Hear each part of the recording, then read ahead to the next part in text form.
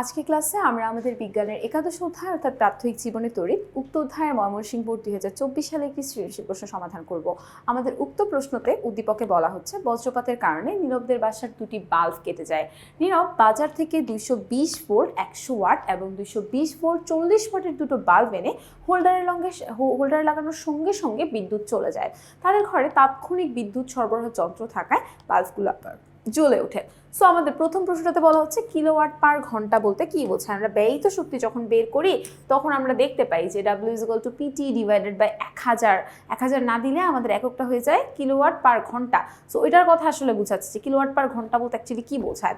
বলা হচ্ছে যে আমাদের একক কিলোওয়াট ক্ষমতা সম্পন্ন কোনো তড়িৎ যন্ত্র 1 ঘন্টা ধরে, কত ঘন্টা ধরে? 1 ঘন্টা ধরে যেই পরিমাণ তড়িৎ শক্তিকে অন্য একটা শক্তিতে রূপান্তরিত করে বা ব্যয় করে সেটাকেই বেসিক্যালি বলা হয় কিলোওয়াট পার ঘন্টা। এবার আমাদের খ নম্বর প্রশ্নতে বলা হচ্ছে এনার্জি সেভিং বাল্বের সুবিধাগুলো আসলে লিখো। সো আমাদের এনার্জি সেভিং বাল্বের অনেক সুবিধা রয়েছে। এটা বেসিক্যালি এটার হলো গিয়ে যেটা আমাদের একটু প্রবলেম হয় সেটা হলো গিয়ে আমাদের এনার্জি সেভিং বাল্বের কস্টটা একটু বেশি আসে, মানে কিনতে আমাদের টাকাটা একটু বেশি খরচ করতে হয়। বাট এই বাল্বটা হলো গিয়ে আমাদের জন্য কি দীর্ঘস্থায়ী, এটা বেশি দিন ধরে চলে। অন্যান্য বাল্বের তুলনায় প্রায় 3 থেকে 25 গুণ বেশি পরিমাণ সময় ধরে এই বাল্বটা আসলে টিকে থাকে। অলসো আমাদের এই বাল্বটা অনেকটা পরিমাণ বিদ্যুৎ সাশ্রয় করে। বিদ্যুৎ সাশ্রয় হওয়ার কারণে আমাদের কি হয়, অর্থনৈতিকভাবেও আমরা হলো গিয়ে লাভবান হতে পারি। অলসো আমাদের এটা অনেক পরিবেশ বান্ধব কেন বললাম, বিকজ তোমার লাইট যদি বেশি পরিমাণে নষ্ট না হয় তাহলে কিন্তু নষ্ট লাইটটাকেও কিন্তু আমাদেরকে রিসাইকেল করতে হয়, তাতে করে আমাদের কি হয়, পরিবেশ দূষণ হয়। তাহলে লাইট আমার বেশি পরিমাণে নষ্ট না হইলে আমার ওইটাকে হচ্ছে গিয়ে ধরো রিসাইকেল করার আমার প্রয়োজনই হয় না, তাহলে আমাদের পরিবেশ বান্ধবও হয়, এটা বর্জ্য ব্যবস্থাপনা আমাদের কন্ট্রোলে আসে। সো আমরা দেখি আমরা এটা আসলে কিভাবে লিখবো। আমাদের বলা হচ্ছে সাধারণ বাল্বের তুলনায় এনার্জি সেভিং বাল্ব ব্যবহারের সুবিধা। প্রথমে বলছে বিদ্যুৎ সাশ্রয়ের কথা। সাধারণ বাল্বের তুলনায় এনার্জি সেভিং বাল্ব চালাতে কম বিদ্যুৎ লাগে, ফলে বিদ্যুৎ বিল কম আসে। তারপরে বলছে আমাদের দীর্ঘস্থায়ীর কথা। এই ধরনের বাল্ব বেশি সময় ধরে চলে, তাই ঘন ঘন পরিবর্তন করতে হয় না। তারপরে বলা হচ্ছে খরচ কমানোর কথা। সো দীর্ঘস্থায়ী হওয়া এবং কম বিদ্যুৎ খরচ হওয়ায় আমাদের এখানে আসলে অর্ধেকের বেশি পরিমাণে খরচ আসলে কম হয়। তারপরে বলা হচ্ছে পরিবেশ বান্ধব। এই বাল্বটা কেন পরিবেশ বান্ধব? জীবাশ্ম জ্বালানির উপর নির্ভরতা কমে এবং দূষণও কম হয়। কেন এই কথা বলছে জানো? বিকজ তোমার বিদ্যুৎ যদি কম অপচয় হয় তাহলে আমাদের বিদ্যুৎ কিন্তু বেশি পরিমাণে উৎপন্ন করারও দরকার হয় না। তো বিদ্যুৎ যখন আমরা উৎপন্ন করি তখন আমাদের জীবাশ্ম জ্বালানির উপর নির্ভরশীল হতে হয়, জীবাশ্ম জ্বালানি পোড়াতে হয়। সো ওই নির্ভরতাটা আমাদের কমে যায় এবং দূষণটাও কি হয়, কম হয়। আরও বলা হচ্ছে বর্জ্য ব্যবস্থাপনা সহজ। বেশি দিন টিকে থাকে বলে পরিত্যক্ত বাল্বের পরিমাণ কমে যায়, ফলে ময়লা আবর্জনা কম পরিমাণে উৎপন্ন হয়। এবার চলে যাব আমাদের গ নাম্বার কোয়েশ্চেনে। আমাদের গ নাম্বার কোয়েশ্চেনটা প্রবাবলি ম্যাথ বেস। সো আমাদের গ নাম্বার প্রশ্নটা ম্যাথ বেসই। হ্যাঁ, বলা হচ্ছে প্রথম বাল্বটি প্রতিদিন 10 ঘন্টা করে জ্বালালে, প্রথম বাল্বের কথা বলছে। সো দেখো নীরবদের বাসায় দুইটা বাল্ব আনে। নীরব বাজার থেকে একটা বাল্ব আনে যেটা এরকম লেখা ছিল 220 ভোল্ট 100 ওয়াট, এরকম একটা বাল্বের মধ্যে লেখা ছিল। তাহলে প্রথম বাল্বটা যদি প্রতিদিন সে 10 ঘন্টা করে জ্বালায় তাহলে 1 মাসে তার বিদ্যুৎ বিল আসলে কত আসবে সেটা জানতে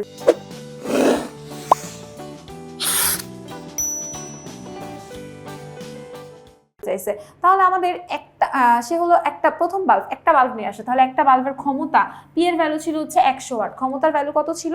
100 ওয়াট। তাহলে আমরা লিখে নেই যে আমাদের বাল্বটির ক্ষমতা কত? বাল্বটির ক্ষমতা হলো 100 ওয়াট।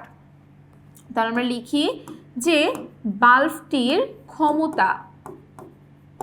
ক্ষমতাকে আমরা পি ধরতে পারি। বাল্বটির ক্ষমতা পি = 100 ওয়াট। এরপরে আমাদের সময়টা ধরে নিতে হবে। সময় টি কত হবে আমাদের? টি বলছে যে কতক্ষণ করে? প্রতিদিন 10 ঘন্টা করে চালালে 1 মাসে। তাহলে একদিনে হচ্ছে কি আমাদের 10 ঘন্টা আর 1 মাস সমান 30 দিন। তাহলে 10 × 30 তার মানে 300 আওয়ার্স বা 300 ঘন্টা।